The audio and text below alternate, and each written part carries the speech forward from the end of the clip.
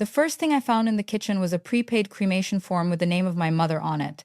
The second was a paper cup holding 3 pills that should never have been in her house. The third was my mother herself, fully awake, looking straight at me, while her husband told me she no longer knew who I was. She knew me. Her eyes moved to the cup, then to the leather case beside it, then back to my face. Her mouth barely moved. "Do not let him give me those." Calvin Rusk stood behind her with one hand resting on the back of her chair. He wore a blue sweater, pressed khaki pants, and the patient expression of a man who had practiced looking reasonable in mirrors. "Margaret has good mornings and bad mornings," he said. "Today is not one of the good ones. My mother never looked away from me. My name is Daniel Cross. I was 48 years old then, a senior chief hospital corpsman in the United States Navy. I had spent most of my adult life around injured people, frightened people, and people whose symptoms had been dismissed because somebody louder had decided what the story was. A corpsman learns to notice what a patient says. A good corpsman also notices who keeps answering for the patient. I had just finished 7 months supporting a Marine expeditionary unit overseas. I had slept in narrow spaces, eaten more meals from paper trays than I cared to count, and spent the last week picturing one simple thing: coffee on the screened porch with my mother while the morning fog lifted off Cypress Creek. I did not call ahead. That was my first useful decision. The brick ranch outside Smithfield looked almost exactly as it had when I was a boy. The same low roof, the same pecan tree leaning toward the driveway, the same brass bell by the back door that my father had brought home from a shipyard auction. My mother used to ring it when supper was ready, even after I was grown and living 3 states away. But the porch light was on at noon. The curtains were closed. A small black camera had been mounted above the front door, and another watched the side gate. The Buick that my mother had driven for 11 years was gone. In its place sat a silver sedan registered, as I later learned, to the pharmacy owned by Calvin. He had married her 10 months earlier. I had met him only twice. Both times had been through a screen. He had leaned close to the camera, smiled with all his teeth, and called me sailor, as if rank and branch were decorations rather than a life. My mother had seemed happy then, a little rushed, a little distracted. I had blamed distance, deployment, and a weak connection. That is the trouble with distance. It can make warning signs look like bad reception. When I walked through the unlocked back door that afternoon, I smelled lemon cleaner, burnt toast, and something medicinal. My mother sat at the kitchen table in a pale green robe. Her silver hair, usually pinned neatly, hung loose around her face. She had lost weight. One slipper was missing. A whiteboard on the wall listed times for meals, bathing, medication, and rest. Every line was written in the same square handwriting. Calvin had written it. The paper cup sat 6 inches from her hand. I knew 2 of the tablets by shape and imprint. One was commonly used to quiet severe agitation. Another was a strong sleep medicine. Neither belonged on any medication list my mother had ever shared with me. The third had been split roughly, leaving powder along the rim of the cup. Beside the pills lay a black leather pharmacy case and a folder from a funeral home. I opened the folder before Calvin reached the kitchen. Inside was a direct cremation agreement, already paid. There was also a typed obituary with the date of death left blank. My father had been dead for 5 years. My mother had never once spoken about cremation. She had already purchased 2 burial plots beside him at St. Luke's Cemetery. I knew because I had driven her there the day she chose them. Calvin entered as I was holding the form. He did not look surprised to see me. He looked inconvenienced. "You should have called," he said. I folded the paper once and placed it back in the folder. I wanted to surprise her. He gave a quiet laugh. At her age, surprises are not always kind. My mother said, "Daniel." Just my name. Clear. Certain. The voice was weak, but the mind behind it was present. Calvin leaned down near her ear. "This is the man from the Navy. Margaret. Your son." She turned her head and looked at him with a steadiness that did not fit the helpless picture he was trying to paint. "I know who my son is." The room went still. Calvin recovered quickly. Men who live by controlling the frame usually do.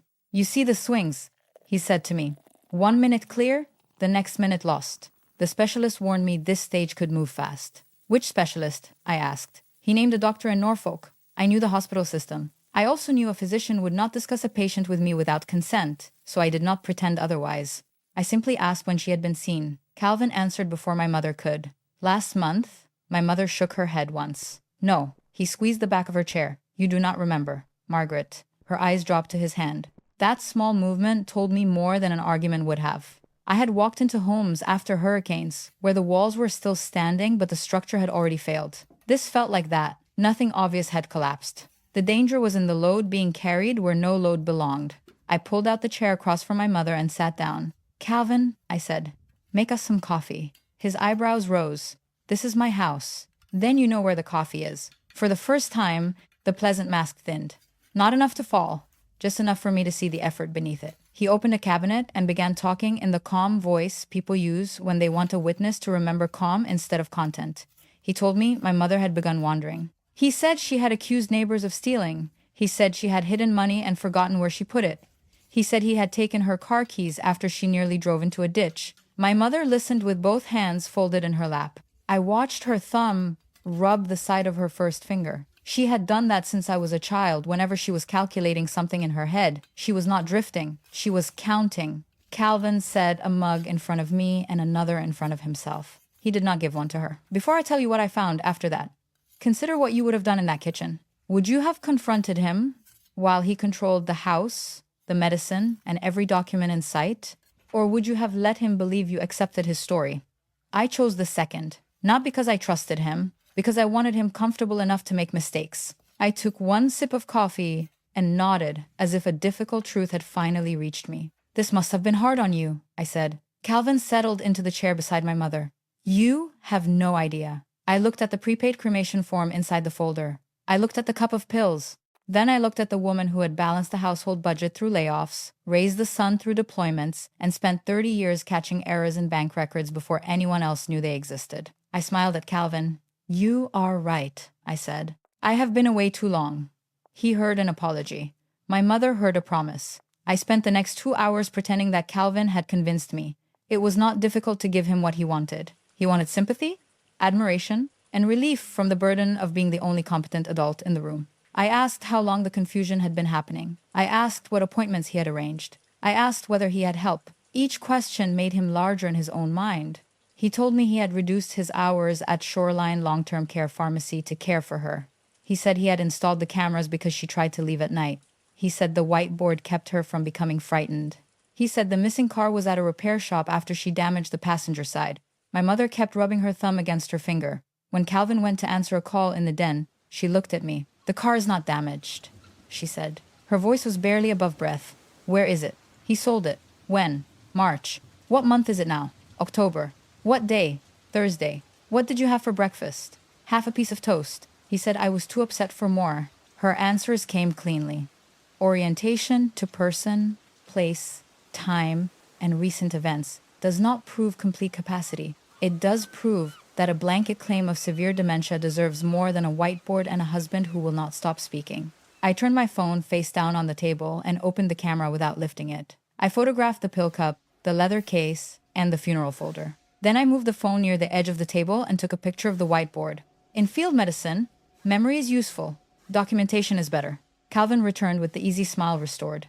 "Business trouble," he said. "Nothing serious." I asked what kind of trouble. "Auditors," he said. "They can make honest work feel criminal." He laughed at his own line. I stored it away. At lunch, he served soup from a can and placed the bowl in front of my mother only after stirring something into it from a small packet. I watched his hand, not his face. "What is that?" I asked. "Fiber," he said. "The doctor wants it with food." My mother pushed the bowl away. "I am not hungry." Calvin pushed it back. "You need to eat before medication." She looked at me. I looked at the bowl. "Let her choose," I said. He smiled, but the muscles at the corners of his mouth did not join in. Choice is exactly what she has trouble managing now. That sentence was the center of his whole system. Her money, her movement, her medicine, her food, every decision had been reclassified as a symptom. I asked to see the medication list. Calvin opened the black leather case and removed a typed page on pharmacy letterhead. It listed 6 prescriptions, 4 supplements, and 2 drugs to be used as needed for agitation and sleep. The physician name at the bottom matched the doctor he had mentioned earlier. The signature looked like a scanned image placed slightly above the line. I asked where the original bottles were. "We use compliance packs," he said. "Much safer." He handed me a sealed strip of small plastic pouches printed with dates and times. The pharmacy name across the top was Shoreline. His pharmacy. I read every line. One sedating drug appeared under a shortened name that many people would not recognize. Another did not appear at all, even though I had seen it in the cup. The 3rd tablet had been cut from something larger and placed loose. Who fills these packs? I asked. My staff. Who checks them? I do. My mother stopped rubbing her finger. There it was. Method and control in the same answer. I gave the strip back as if it had satisfied me. Then I asked whether my mother still handled her own finances. Calvin leaned back. That became impossible months ago. She misplaced checks, paid bills twice, accused the bank of moving money. She worked in bank compliance for 30 years, I said, which makes the decline harder for her to accept. He opened a drawer and removed a thick document clipped inside a blue cover. Fortunately, we planned ahead. She gave me durable power of attorney after the wedding. He placed the document on the table as though it were a medal. I read enough to see that it granted broad financial authority. The signature of my mother appeared on the last page. A notary stamp belonged to an employee at Shoreline Pharmacy. Did you sign this? I asked her. Calvin answered. She did. I kept my eyes on her. Margaret, did you sign this document? She looked at the page for a long moment. I signed something at the pharmacy. He said it was permission to speak with my insurance company. Calvin sighed. This is what I deal with every day. I closed the cover. A power of attorney can be legitimate. It can also become a crowbar when the person holding it treats duty as ownership. I did not know yet which signatures were valid, which explanations had been false, or whether my mother had understood the paper in front of her. I knew only that the notary worked for the man receiving the power, and that the woman who supposedly granted it remembered a different purpose. Late that afternoon, Calvin walked me through the house. He showed me the bedroom that had belonged to my parents, though the photographs of my father were gone. He showed me a downstairs room where he said my mother slept now because stairs confused her. A small motion sensor faced the bed. A chime above the door sounded whenever it opened. The dresser held 3 identical nightgowns, a hairbrush, and no purse. Where is her phone? I asked. Lost months ago. Her wallet. I keep it safe. Her house keys. She does not need them. Her checkbook. Also safe. Every answer was calm. That made them worse. At the end of the hallway, a new steel door had been fitted to the office, where my mother once kept tax returns, family papers, and the old adding machine she refused to replace. The lock used a keypad. Sensitive pharmacy records, Calvin said. In her office. Our office now. I nodded and asked no more. During dinner, his phone rang, twice. The second call changed his face. He stepped onto the porch, but the old windows carried sound. I heard him say the bank could not move the review date again. I heard him say he needed 41 days. Then I heard a sentence that made me set down my fork. I will have the collateral before then. When he returned, my mother was staring at the steel office door. After dinner, Calvin brought another paper cup. This time I watched him remove the tablets from his leather case. He placed them in the palm of my mother and held out a glass of water. She looked at me. I gave the smallest nod I could.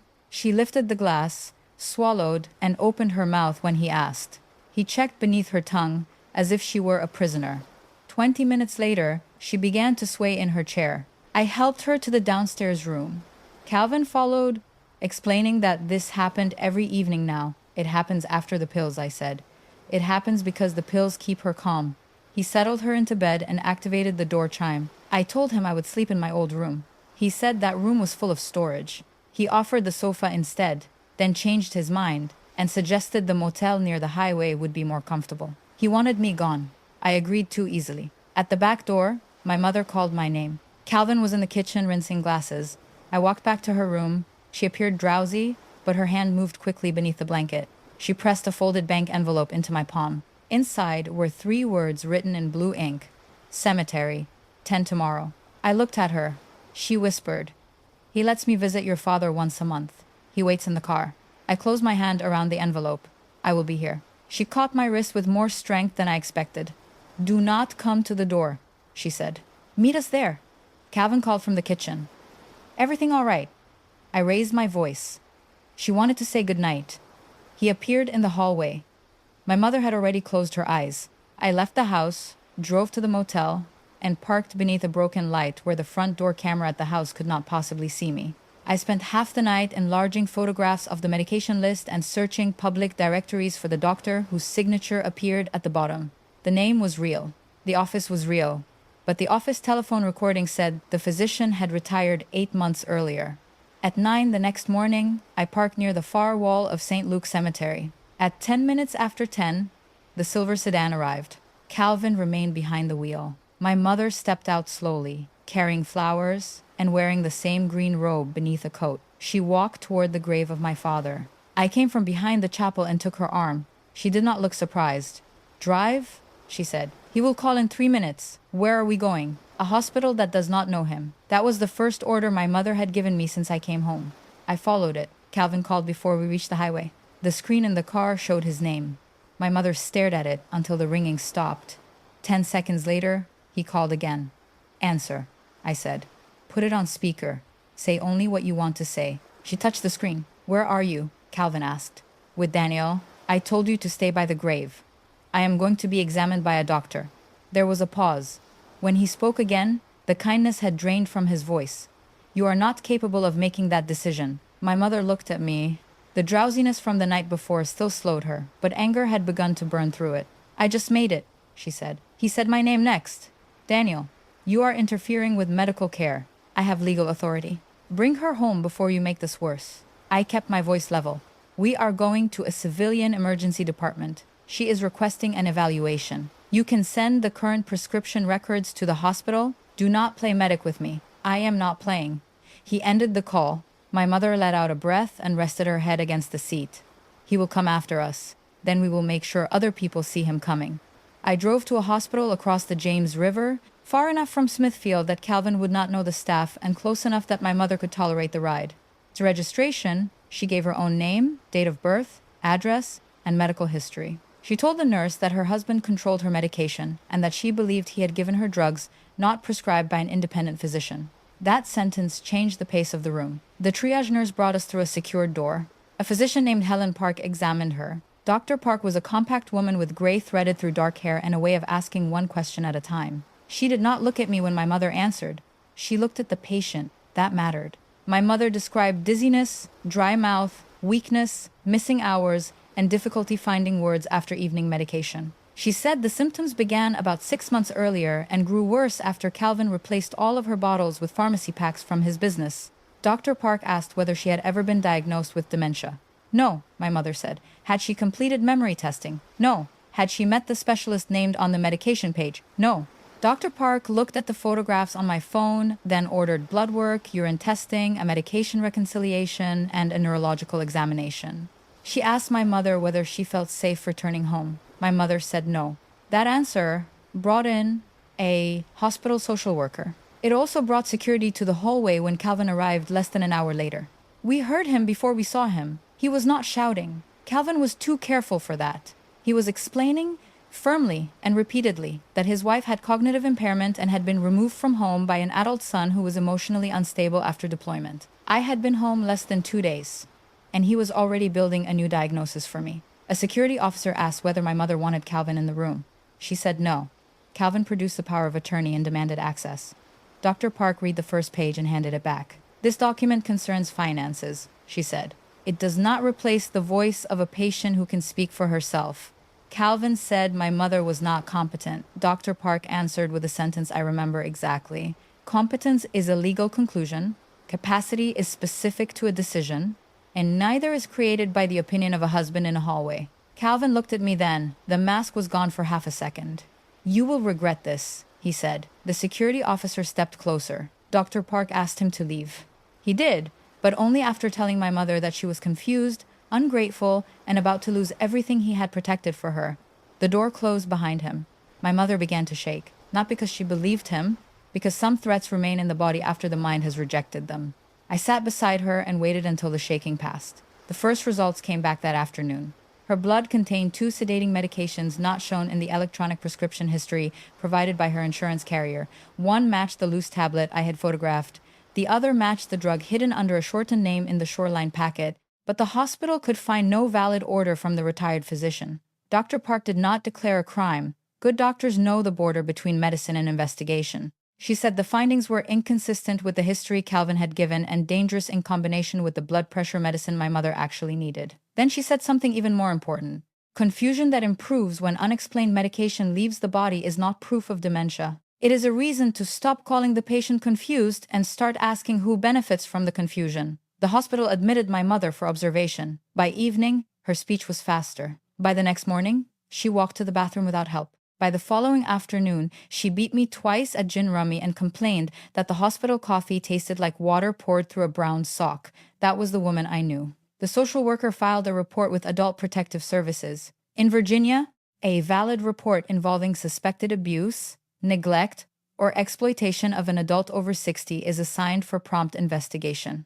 An investigator named Renee Alvarez called the hospital before the day ended and arrived the next morning. Renee did not begin with Calvin. She began with consent. She told my mother what Adult Protective Services could investigate, what help it could offer, and what choices remained hers. She explained that being over 60 made her eligible for protection, but it did not erase her right to refuse services. My mother accepted. For the first time in months, someone had explained authority without using it to take authority away from her.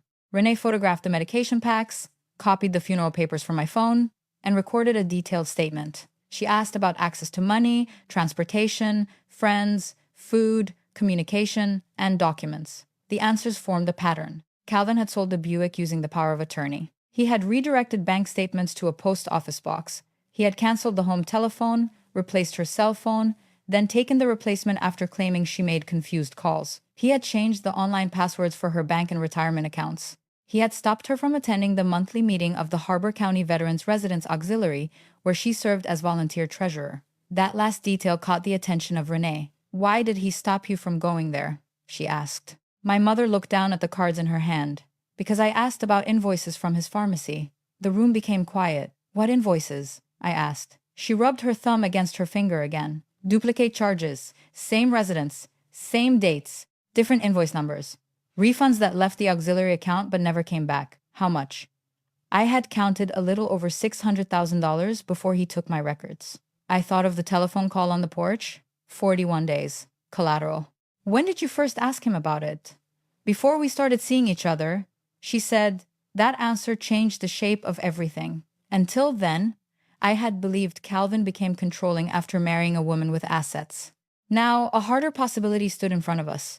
He might not have discovered the records after the marriage. He might have discovered the woman who kept them before the courtship ever began. Renee asked whether copies existed. My mother closed her eyes. "I made copies.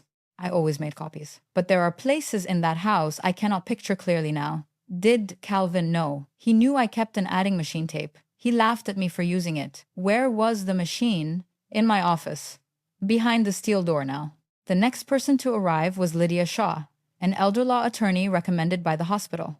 She was in her late 50s, with short white hair and a voice that became quieter when the facts became worse. She reviewed the power of attorney, the notary page, the bank records available online through a temporary reset, and the medical findings. Then she looked at my mother. "A power of attorney is a duty, not a deed, to the life of another person," she said. "An agent must act within the authority granted, in good faith, and for the benefit of the principal. Selling your car, hiding statements, and moving money for his benefit can be challenged. You may also revoke this authority if you have capacity and choose to do so." My mother sat straighter. "I choose to do so." Lydia prepared a written revocation that afternoon. Copies went to every bank, investment company, insurer, and title office we could identify. The primary bank froze outgoing transfers pending review. A magistrate issued an emergency protective order based on the medical evidence, threats, confinement, and risk of further harm. The order barred Calvin from contacting my mother and gave her temporary exclusive use of the home without deciding permanent title. That distinction mattered. A protective order could keep him away. It could not by itself prove fraud, recover every dollar, or explain why he had prepared for her cremation. I called my command and requested emergency leave. I gave only the information required. No military database, no Navy investigator, no official pressure. My rank would not enter a bank record or a courtroom except as part of my background. I had learned over many years that clean evidence survives better than righteous anger. Calvin sent 12 messages before the protective order was served. The first 6 sounded concerned. The next 4 accused me of kidnapping. The last 2 were meant for my mother. "You have embarrassed me for the last time. Sign what I put in front of you and this can still end quietly." Lydia read the messages and passed the phone to Renee. "What does he want signed?" Renee asked. My mother looked toward the window. "I do not know," she said. "But I think it has something to do with the house." I remembered the call. "I will have the collateral before then." We had removed my mother from the medicine. Now we needed to find out what Calvin had been trying to make her sign before he decided she no longer needed to be alive to object. We returned to the house 2 days later with Renee, a deputy, Lydia, and a written list of items my mother wanted to retrieve. Calvin had been served with the protective order at his pharmacy. He was required to stay away from the property, but nobody assumed compliance would make him harmless. The deputy walked the exterior first. Renee photographed the cameras and the changed locks.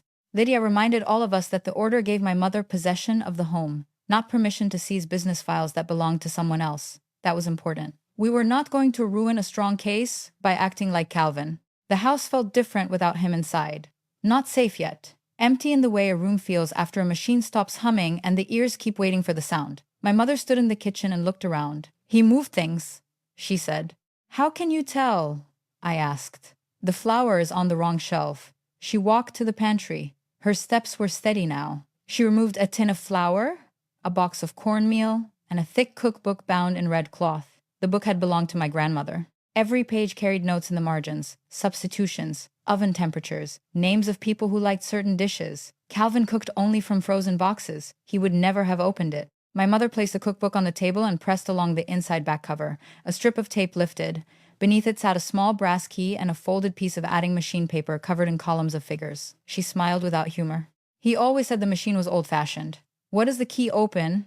Renee asked. "My father gave me a firebox when Daniel was born. It is under the loose floorboard in the linen closet." The deputy accompanied us. The floorboard lifted with the flat end of a screwdriver. Beneath it was a gray metal box, no larger than a loaf of bread. Inside were copies of bank statements, pharmacy invoices, notes from auxiliary meetings, and 3 small memory cards, sealed in envelopes. Each envelope carried a date in the handwriting of my mother. She had not hidden random papers. She had built a record. For 30 years, she had reviewed transactions for a regional bank. Her habit was simple. When a number looked wrong, she printed the source, wrote the reason, and kept the copy until someone explained the difference. Retirement had not changed her mind. It had only changed the table where she worked. The first invoice in the box showed charges from Shoreline Pharmacy to Harbor County Veterans Residents for medications supposedly delivered to 12 residents. A second invoice, dated 2 days later, charged for the same medications under slightly altered item descriptions. The auxiliary had paid part of the resident assistance balance both times. The adding machine tape linked the duplicates. My mother had written resident initials beside each amount, then marked repeated charges in red. The total at the bottom was $684,200. That number appeared again in a document Lydia found among the bank records. Calvin had applied for a home equity line using the house as collateral. The requested limit was $690,000. He was not estimating, he was replacing a hole. The application included a signature that looked like the name of my mother. She stared at it and shook her head. I did not sign that. The date on the application was 3 weeks earlier. According to the whiteboard, that had been one of her rest days, when Calvin claimed she was too confused to receive visitors. Lydia called the fraud officer at the bank. The application had not closed because an underwriter requested an independent conversation with the property owner. Calvin had postponed that conversation twice. The next appointment was scheduled for the final Friday of November, 41 days from the call I heard on the porch. That explained the deadline. It did not explain the cremation form. We moved through the rest of the house carefully. The bedroom where my mother slept contained more medication packs, each printed by Shoreline. Several pouches had been opened and resealed. The labels named the retired physician. We left them in place until Renee could coordinate with law enforcement.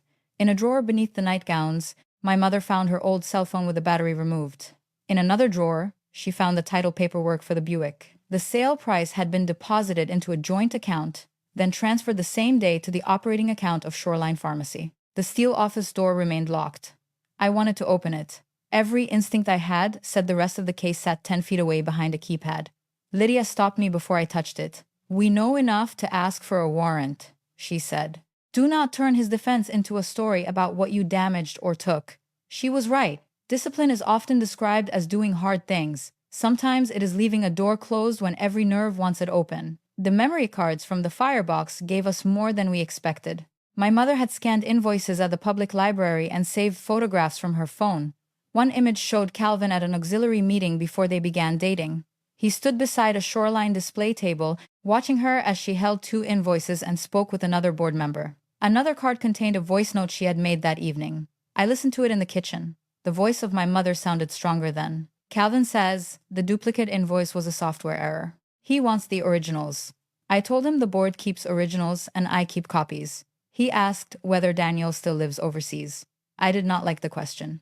The note was dated 19 months before I came home. 3 days later, according to her calendar, Calvin sent flowers. He had not stumbled into a convenient marriage. He had identified a problem, studied the distance between a widow and her only son, then placed himself close enough to control both the evidence and the witness. Renee made a call to the county police. By evening, a financial crimes detective named Owen Bell sat with us at the dining table.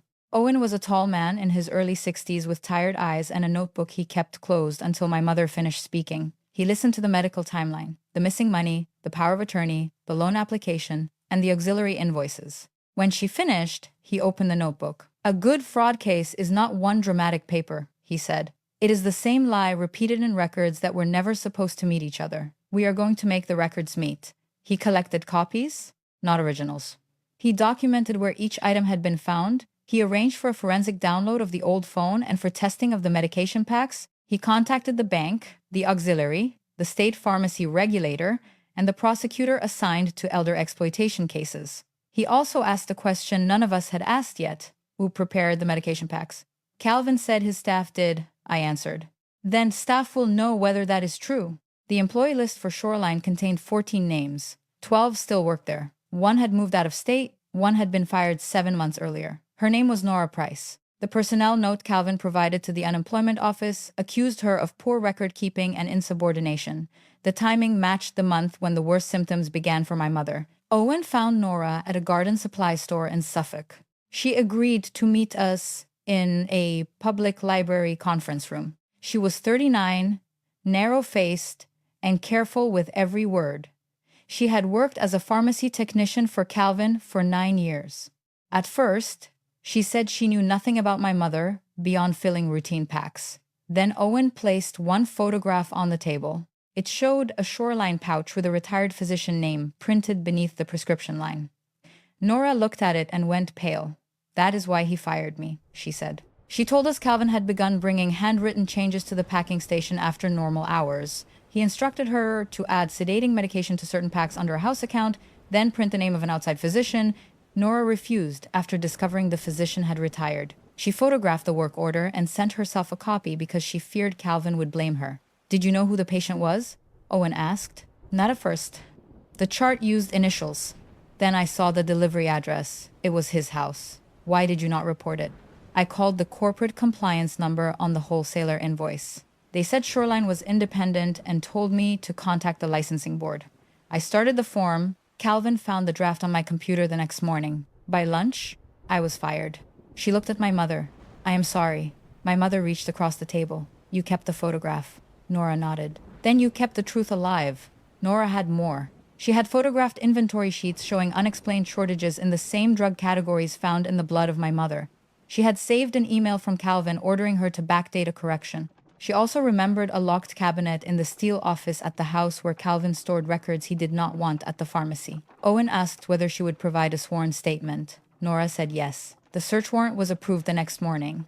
Police entered the steel office, while my mother and I waited across the road in the home of a neighbor. They removed boxes, computers, medication, stock, notary journals, and a portable document shredder filled with paper that had not yet been cut. Among the intact papers was a letter from the bank demanding proof of collateral before the audit review. There was also a draft trust amendment that would transfer the house into a new trust controlled by Calvin. Then Owen called me outside. He held a clear evidence bag containing a funeral home envelope. Inside was a second cremation form. This one carried a proposed date. The date was 2 days after the scheduled bank closing. The proposed date changed the investigation from exploitation to something colder. Calvin had not simply prepared for the possibility that my mother might die. He had placed her death on a schedule that began after the house became collateral. Owen would not call that attempted murder without more evidence. Neither would the prosecutor. A planned cremation, unexplained medication, and a forged loan application formed a frightening pattern, but a courtroom would require each link to be proved. Calvin could claim the funeral papers were ordinary planning. He could claim an employee mixed the medicine. He could claim my mother signed the loan and forgot. That last claim became his defense before any charge was filed. Through an attorney, Calvin petitioned the court for temporary guardianship over my mother. He alleged that I had removed a cognitively impaired woman from necessary care, pressured her to revoke lawful documents, and used military training to create fear around routine medication. He also told anyone who would listen that I had returned from deployment angry and unstable. It was a careful attack. He did not need every accusation believed. He needed enough doubt to make the signature, the pills, and the invoices look uncertain. Lydia answered with records. My mother completed an independent geriatric evaluation over 2 days. The specialist found no evidence of severe dementia. She showed mild memory difficulty consistent with age and stress, but she understood her property, her relationships, the consequences of decisions, and the purpose of every legal document placed before her. The report included one sentence Calvin could not talk around. Her cognitive performance improved substantially after removal of medication, for which no valid prescription could be confirmed. The guardianship request failed. The judge left the protective order in place and warned Calvin through counsel not to contact my mother directly or indirectly. The warning lasted 3 days. A prepaid phone rang in the motel room where we were staying while the house was processed.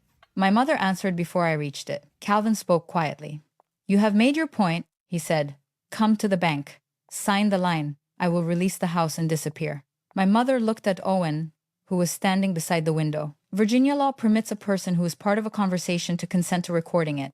Owen had already checked the process with a prosecutor. My mother had given that consent in writing before answering. What line, she asked. Do not pretend you do not know. I want to hear you say it. The home equity line. It closes the business debt. After that, you can keep whatever story Daniel put in your head. What business debt? Calvin breathed into the phone, the kind that destroys both of us if you keep acting foolish. My mother said nothing. He continued. You signed the application. You signed the power of attorney. You took the medicine because you needed it. If this goes to court, I will prove you cannot remember your own breakfast. Her hand tightened around the receiver. Then why do you still need me at the bank?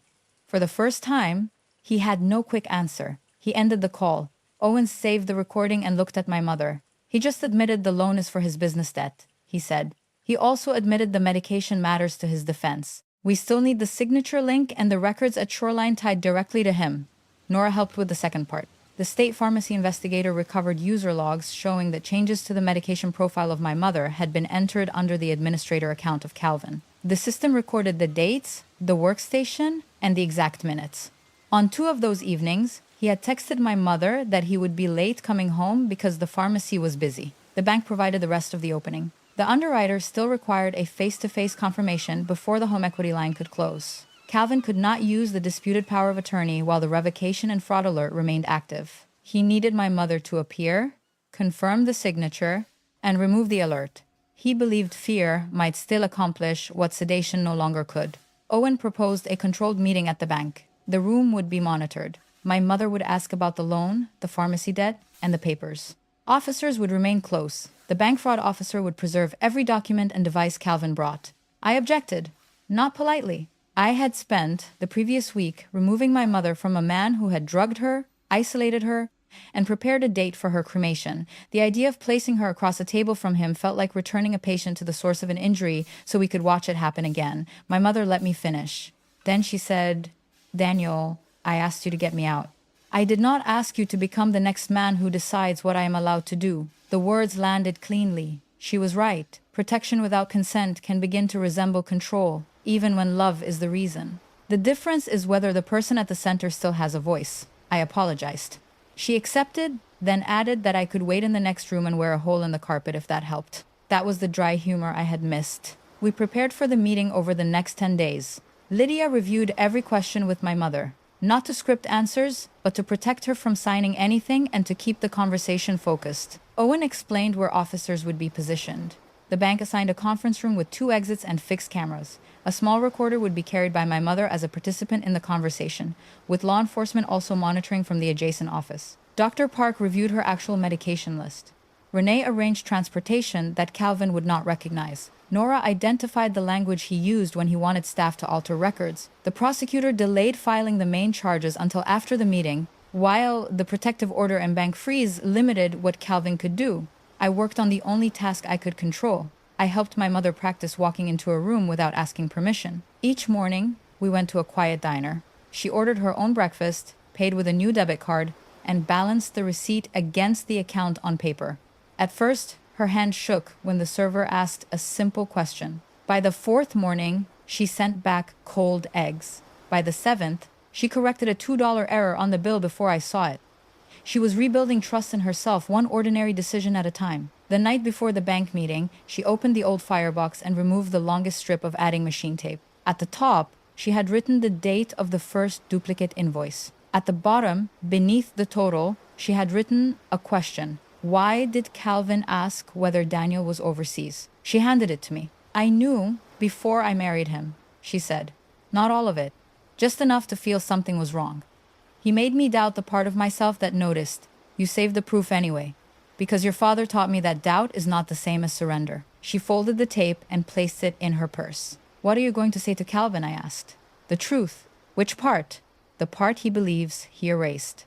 The next morning, the sky over Suffolk was clear and hard blue. My mother wore a navy coat, low shoes, and the gold watch my father had given her on their 40th anniversary. At 10 minutes before 11, she entered the bank alone. Calvin was already waiting. I watched from an office on the other side of mirrored glass.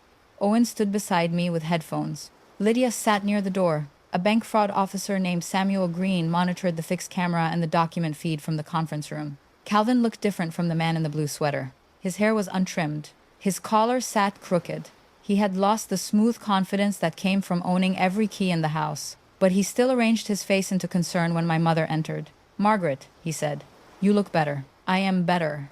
Because I took care of you. Because I stopped taking what you gave me. His smile tightened. She sat across from him and placed her purse on the floor. The recorder inside carried every word to Owen. Calvin opened a leather portfolio. The loan documents waited inside with yellow tabs marking signature lines. This is simple, he said. Confirm the application, remove the fraud alert, and sign the trust amendment. I will pay the business debt. Then I will agree to a separation and leave you the house. The house is already mine, my mother said. Not if the business fails. The creditors will come through me, and I am your husband. Samuel Green shook his head behind the glass. Marriage alone did not make Calvin an owner of property titled only to my mother. Calvin was using a legal-sounding threat because he expected fear to fill any gaps. My mother opened the folder but did not touch a pen. Why is the line for $690,000? That is what the bank approved. Why did Shoreline need $684,200? Calvin stopped moving. Who gave you that number? I did, 19 months ago. She removed the adding machine tape from her purse and laid it flat. The camera gave us a clear view of the red marks, the resident initials, and the total at the bottom. Calvin leaned forward. Those were accounting corrections. You never understood the pharmacy system. I understood that you billed twice, moved refunds through a holding account, and used auxiliary money to hide the difference. You were confused then too. Then why did you send flowers 3 days after I asked for the original invoices? He looked toward the conference room door. Owen touched the radio at his shoulder but did not move. The plan was to let my mother control the pace unless Calvin threatened immediate harm. Calvin lowered his voice. I sent flowers because you were lonely. I was kind to you when your son was never home. My mother did not take the bait. Did you marry me because of the house or because of the invoices? He gave a small laugh. Does the answer change anything? It changes whether you found a widow or selected a witness. The first layer had opened. He knew the number. He knew the timing. He had not denied needing the loan to cover the same amount. My mother turned to the signature page. This is not my signature. You signed it at home. I was in the hospital on the date written here. Calvin looked down. The application date had been altered after the original copy. The bank records preserved both versions. My mother slid a paper across the table. This is the revocation of your power of attorney. Every institution received it. You have no authority to sign for me, move my money, or speak as if my choices belong to you. His hand flattened on the portfolio. You have no idea what Daniel has done to you. Daniel gave me a ride. You gave me drugs. The second layer opened. Calvin abandoned persuasion. You needed those medications, he said. You wandered. You accused people. You could not be trusted with numbers. Who prescribed them? You had a doctor. Name the doctor who examined me. He did not answer. My mother continued. Why did your administrator account change my profile after Nora refused? Why did the PACS name a retired physician? Why did my blood contain a drug not listed anywhere?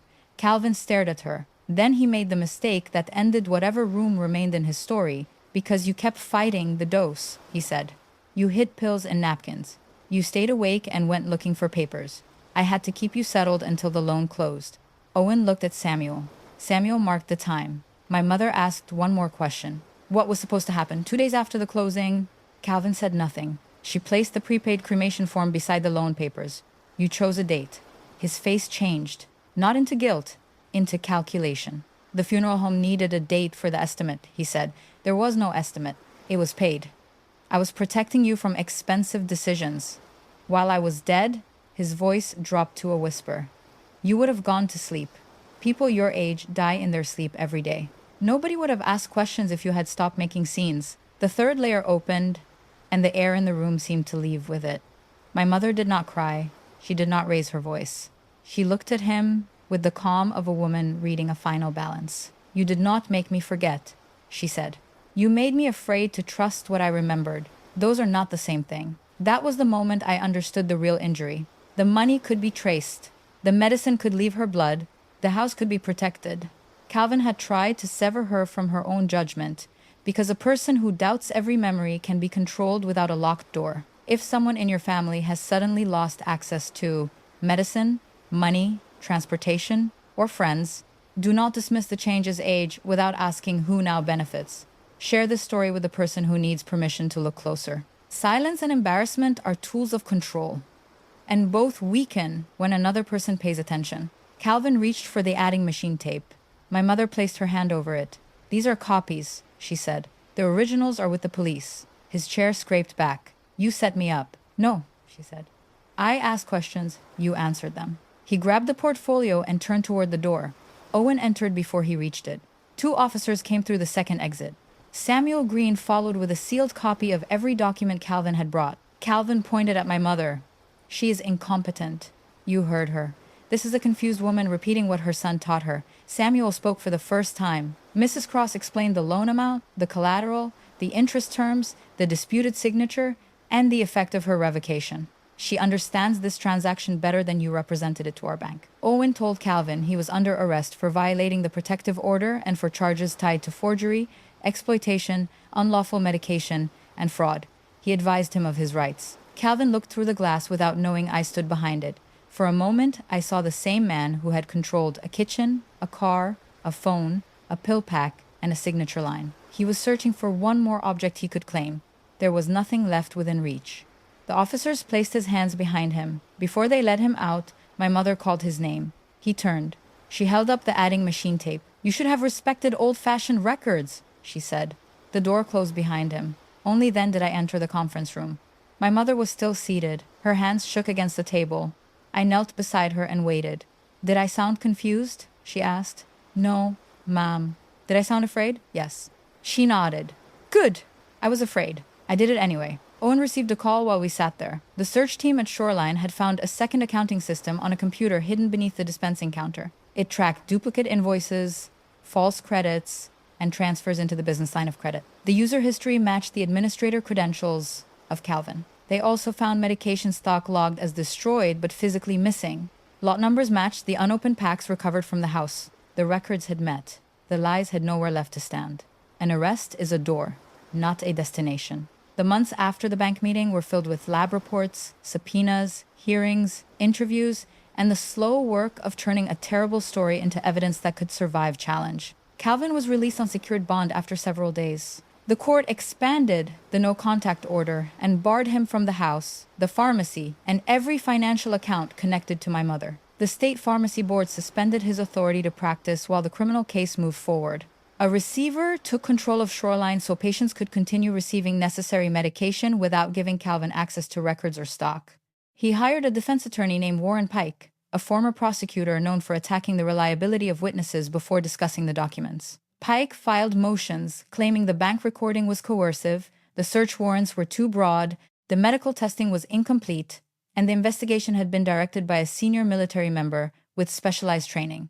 That last claim followed me everywhere. At a preliminary hearing, Pike asked whether I had used Navy contacts to obtain medical information. No. Whether I had used government equipment to copy files? No. Whether I had ordered local officials to act? No. Whether my military experience helped me recognize medication and preserve evidence? Yes. He smiled as if that answer proved his point. So you used military training against my client. I used the habit of reading labels, taking photographs, and waiting for lawful authority before opening a locked door. Those are useful habits in any uniform. The judge denied the motion to suppress the evidence from the house.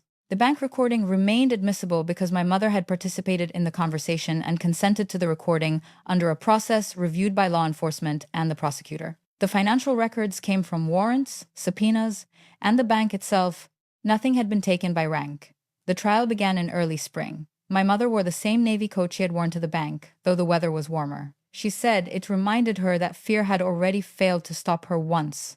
The prosecution began with Dr. Park. She explained the difference between a diagnosis and an accusation. She described the unexplained medications, the lack of a valid prescription, the dangerous interaction risk, and the rapid improvement after supervised withdrawal. Pike suggested that older adults sometimes become confused in unfamiliar settings. Dr. Park agreed. Then she added that unfamiliar settings do not create drugs in the blood of a patient. Renee testified about isolation, loss of transportation, redirected mail, restricted food, missing communication, and the use of supposed incapacity to justify every form of control.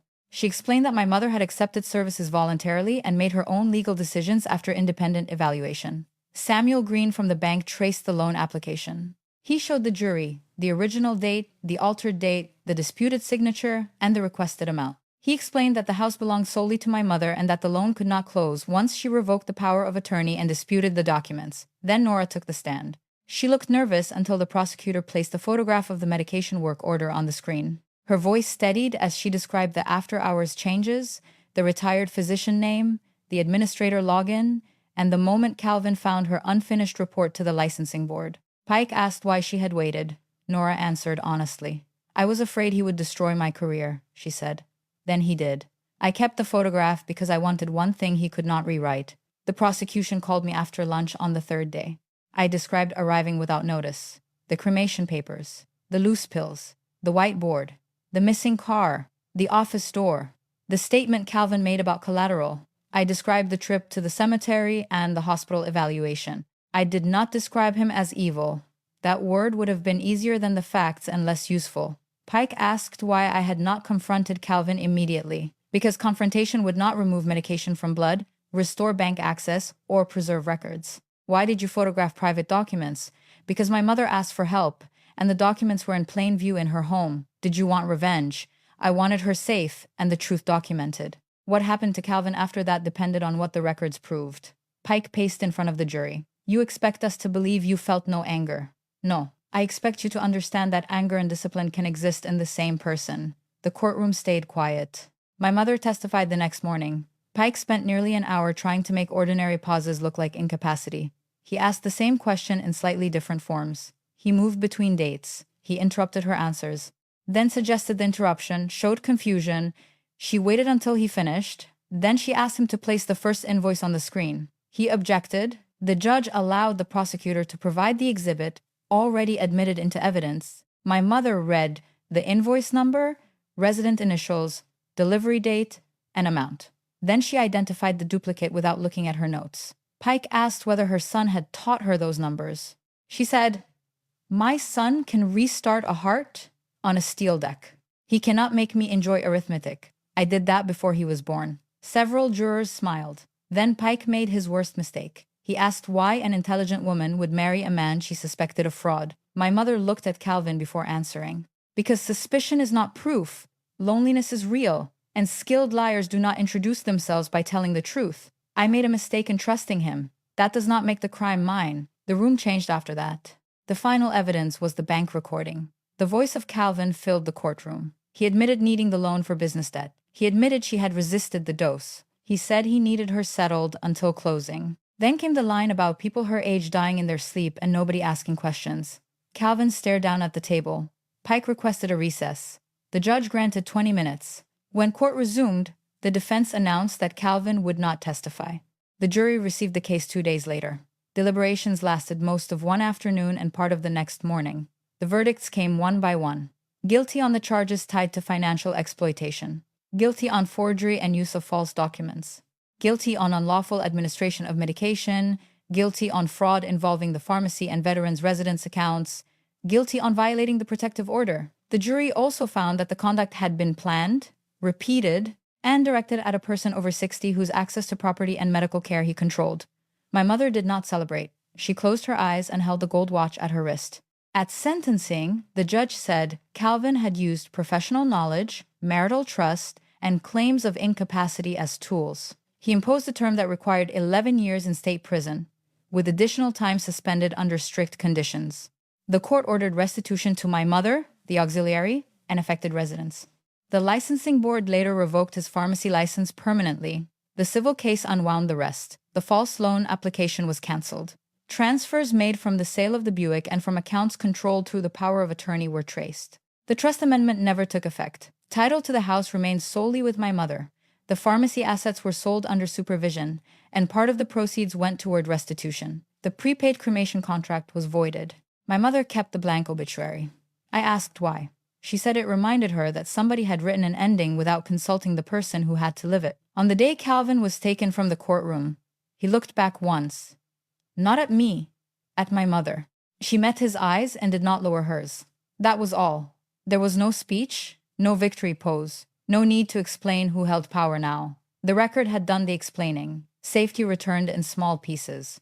The first piece was sleep.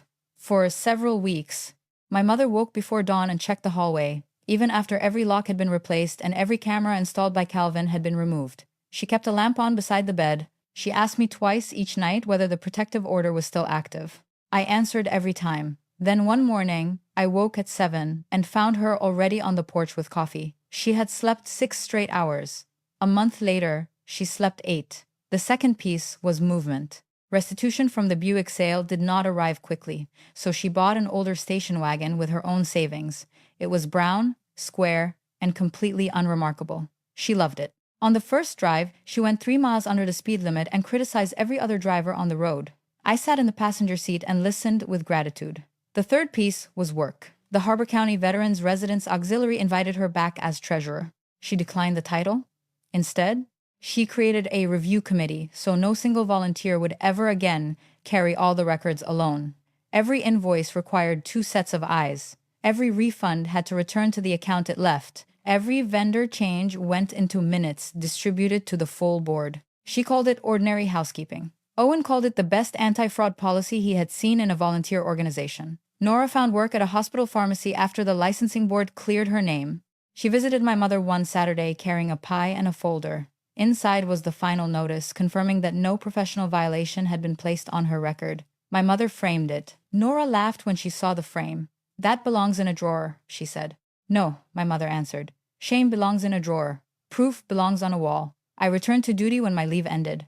For a while, distance felt dangerous. I called every evening. My mother finally told me that daily inspection was not the same as conversation, and ordered me to reduce the schedule to Sunday, Wednesday, and any day something interesting happened. She defined interesting broadly. A leaking faucet qualified. So did a good tomato, a bad sermon, a neighbor with a new dog, and the discovery that the brown station wagon could hold 12 folding chairs if the rear seats were lowered. A year after the bank meeting, I completed my final active duty assignment. At my retirement ceremony, my mother sat in the front row wearing the gold watch and the navy coat. She did not look fragile. She looked like the person who had taught me, long before the Navy did, to check my work and return what I borrowed.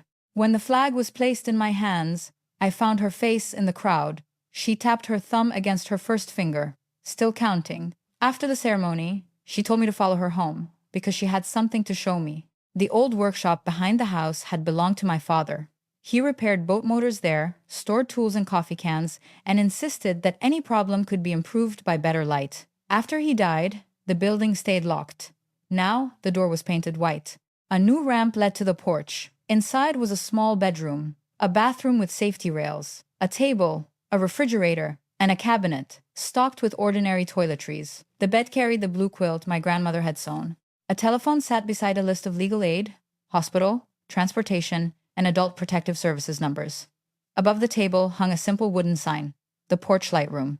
My mother had used part of the restitution to renovate the workshop into temporary housing for older adults leaving coercive or financially abusive homes. Lydia agreed to coordinate referrals. Renee helped create safety rules. The Veterans Auxiliary donated furniture. Nora stocked the first aid cabinet. "How long can someone stay?" I asked. "Long enough to sleep, think, and make one decision that belongs to them," she said. That evening, the first guest arrived. She was a retired school secretary in her late 70s. Her nephew had taken her bank card, sold her jewelry, and threatened to place her in a facility if she complained. She carried one grocery bag and apologized for needing help before she reached the front step. My mother opened the door and gave her a key. No apology required, she said. Tonight you rest. Tomorrow you decide what comes next. I stood near the pecan tree while the porch light came on. That was the first image. Through the window, I saw my mother place 2 cups on the table and sit across from a woman who had been taught not to trust her own judgment. That was the second. Then my mother reached into a drawer and took out the old adding machine tape. Not the original evidence, a blank roll. She placed it beside a pen and told the woman that when she felt ready, they would write down every missing dollar, every changed password, and every name she could remember. That was the third. Calvin had treated records as weapons because he believed only he would control them. My mother turned records into a path home. Before I left that night, she handed me a spare key to the room. For emergencies, she said. I put it on the same ring that held the small brass key from the old firebox. During my years as a corpsman, I had learned that rescue rarely begins with a dramatic gesture. It begins with an airway opened, bleeding stopped, a name written correctly, or one calm person refusing to leave. What saved my mother began with a cup of pills, a blank date on a cremation form, and the fact that she still knew exactly who she was, while another person insisted she did not. What she built afterward was something larger.